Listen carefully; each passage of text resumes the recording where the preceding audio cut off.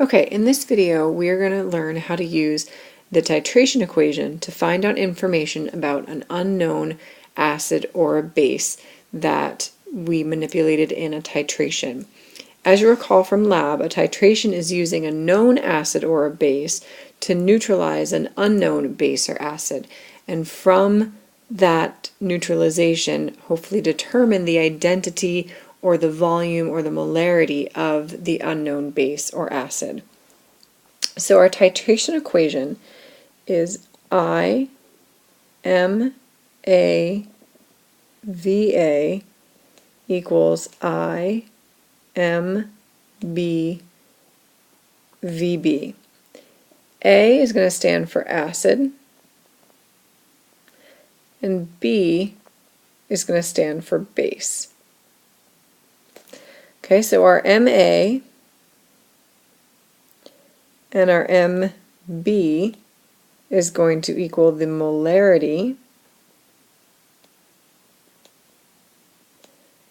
of our acid or base. Our VA or VB is going to equal our volume of our acid or base, and I is going to equal the number of hydrogens for an acid or the number of hydroxides for a base. Okay, so let's see how this actually looks. So we're going to make this smaller and bring it up here for our reference. Okay, and let's take a look at this example. So what volume of the following acid, 0.1 molar HCl, will react completely with 50 milliliters of 0.2 molar NaOH? So if I was to write this out, I would have HCl plus NaOH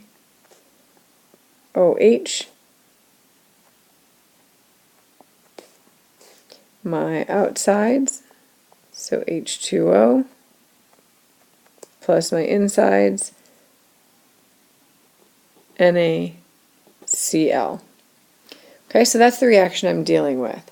So I want to know what volume of the following acid, hydrochloric, will react completely with NaOH. So what I like to do is write my equation first. So I MAVA equals I MB VB. Then underneath I write down what I've been given. So my MA is going to be my hydrochloric, so this is going to be all my information for hydrochloric acid. Over here we'll make it in green. This is going to be all of my information for NaOH, sodium hydroxide, for my base. So for my HCl, I've been given the concentration of 0.1 molar. So 0.1. But I haven't been given the volume, so I'll make that X. For my base, I've been given 50 milliliters for my volume.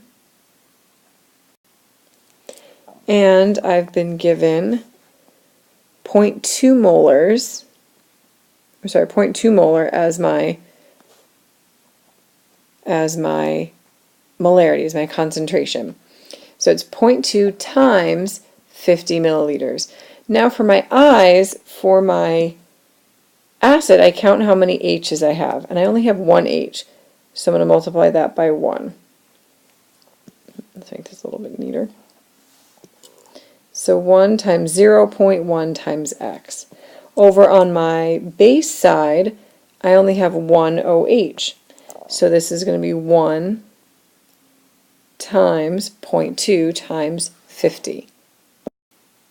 Now all I need to do is to do my multiplication on both sides. So on my acid side, I'm left with 0.1x equals, on my base side, 1 times 0.2 times 50. So I plug that into my calculator and I get 10.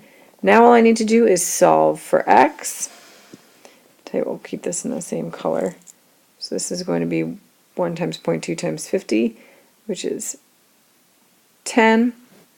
Now I divide by 0.1, divide by 0.1, and my x, which is equal to my volume of my acid, equals 100 milliliters, because my volume up here was milliliters, so that my volume units for my acid need to be consistent. So now let's get some of this out of the way and see if we can look at another example. Oops. There we go. Look at another example of how to use this equation. So for this example, we have how many milliliters, so we need to find a volume, of 0.05 molar hydrochloric acid are needed to titrate completely 25 milliliters of 0.15 molar barium hydroxide. So as we did with the other one, I write I M A V A equals I M B V B. And my my acid side is going to be my hydrochloric, and my base side is going to be my BaOH2.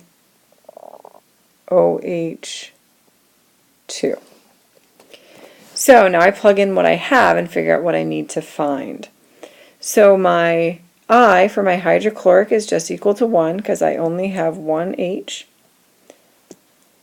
My Ma is equal to my molarity of my acid, which was given to me, which is 0.05.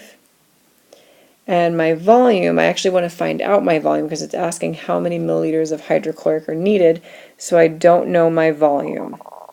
Over on my base side, my I is actually going to be 2.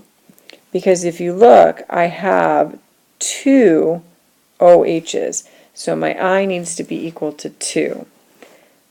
My molarity of my base is 0.15, and my volume is 25 milliliters. So now I can simply do the math.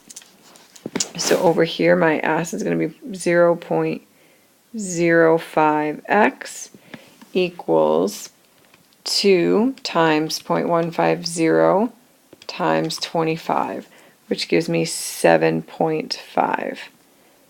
Now I divide by 0.05, divide by 0.05, and I get x equals to my volume of my acid, which equals 150. You're not always going to use this to find volume. It just so happened in these two examples, the variable that we were looking for was volume, but you can use this to find your moles, or I'm sorry, your molarity or your volume. Your I you'll be able to get from the compound itself, so that'll essentially be given, but you can use this to find your molarity or your volume. So this, don't forget, your units need to be consistent, and because this was in milliliters, this needs to be in milliliters. So there's one other, so we'll get rid of this, there's one other component of this that you need to be familiar with. So if we look at our equation, MaVa equals MbVb. If we look at this equation, our moles is actually equal to, or I'm sorry, our molarity, what our molarity is actually equal to is moles over liter. Our volume, our standard unit of volume, is liters. So what this is moles,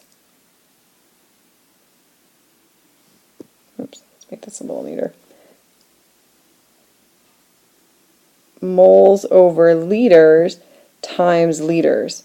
Well, if my liters cancel out, I'm just left with moles. So what this is essentially is our moles of my acid equals my moles of my base. So if I'm not given any molarity or volume for one of them, so let's say I'm given my molarity and my volume for my acid, but I'm not given my molarity or my volume for my base, what this will become is simply MAVA equals moles of my base. The only tricky thing that you need to remember when you're working with moles of base or moles of acid, if they don't give you the molarity and volume of one, either your acid or your base, that your units for volume need to be in liters.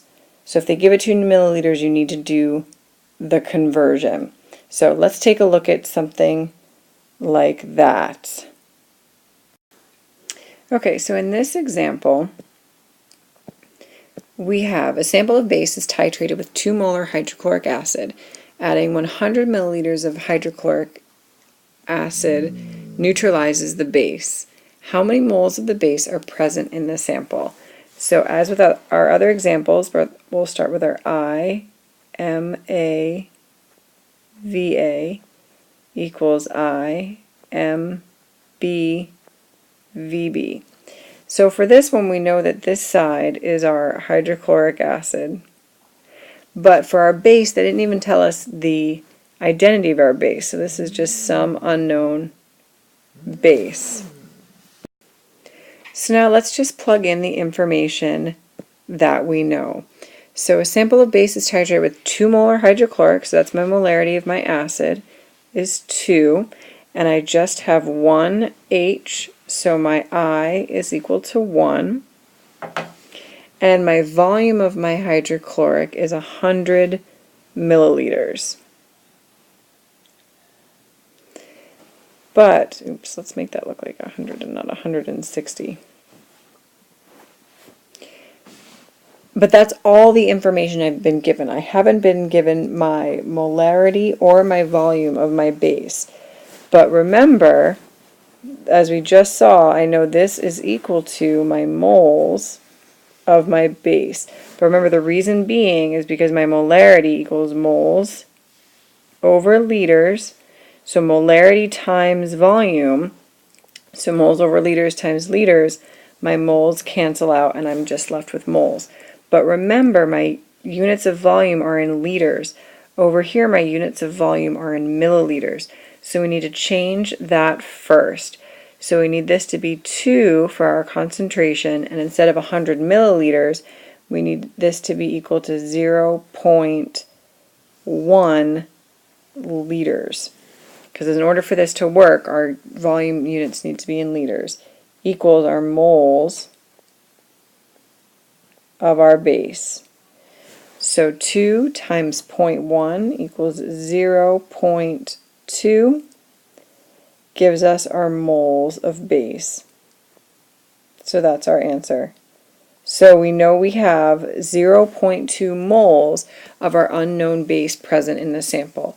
We can then use, if they gave us grams, we could go on to find the molar mass of this, or we can manipulate this if given extra information. But this is how you can use your titration equation to find the moles of either the acid or the base present.